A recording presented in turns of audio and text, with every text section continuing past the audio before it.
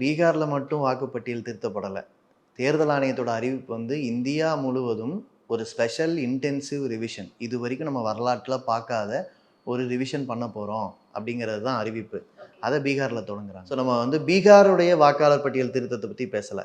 நாடு முழுவதும் வாக்காளர் பட்டியல் திருத்த போகிறாங்க. அதை பீகாரில் தொடங்கியிருக்காங்க. இப்போ நடக்கிறது என்னென்னா, அங்கே முதல்ல வந்து வாக்குப்பட்டியலையே மொத்தமாக கைவிடுறாங்க. பழைய வாக்குப்பட்டியல் இல்லை. இப்போ என்ன பண்ணுறாங்கன்னா, ஏற்கனவே வாக்குப்பட்டியல் இருக்கிறவங்களுக்கு உங்களுக்கு ஒரு விண்ணப்பம் கொடுப்பாங்க. நீங்கள் அந்த விண்ணப்பத்தை கையெழுத்து போட்டு பூர்த்தி பண்ணி அவங்க கம்ப்யூட்டரில் அப்லோட் பண்ணணும்.